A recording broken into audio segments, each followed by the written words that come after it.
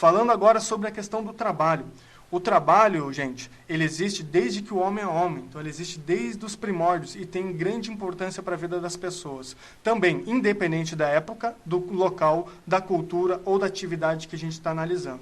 Interessante a gente pensar que a representação do termo trabalho, ela pode sofrer inúmeras alterações com o passar do tempo.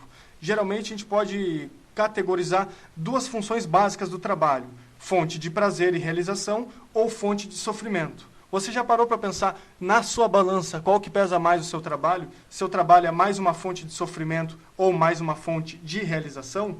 Importante a gente estar refletindo sobre isso para a gente ter noção da nossa saúde laboral, ou seja, da nossa saúde no trabalho. Então, socialmente, a nossa atividade profissional ela é tão valorizada que ela chega a fazer parte da nossa identidade. Por exemplo, eu trabalho numa comunidade terapêutica. Felizmente ou infelizmente, lá eu não sou o professor Pedro, lá eu sou o psicólogo, porque eu exerço uma determinada atividade. Então, de tão forte que essa relação homem-trabalho, ela pode chegar a taxar o indivíduo a ponto de afirmar que você é sua profissão, de tão importante que é o trabalho na nossa sociedade.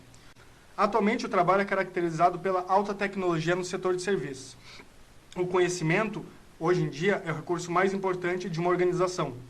Então, atualmente, a gente vive na nova ordem mundial, ou seja, os países, hoje em dia, vão cada vez mudando em relação a poderes e em relação à influência sobre outros países.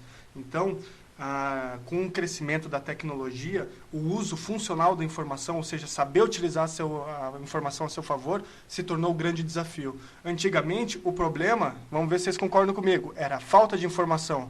Hoje em dia, é o excesso. Então, outro fator que é caracterizado pela nova era da informação é a questão da saúde no trabalho. Não por mera benevolência. Se a gente for parar para ver as consolidações da lei do trabalho no Brasil, ela é apenas de 1953. O trabalho existe há milhares e milhares de anos, a gente só tem leis que garantem a segurança no trabalho, a higiene no trabalho, há menos de 100 anos. Isso é muito recente. Por que foi começado a contemplar a saúde no trabalho? Não por benevolência, como eu falei, mas porque profissional saudável é profissional que produz melhor. E as empresas se atentaram, demoraram, mas se atentaram para isso.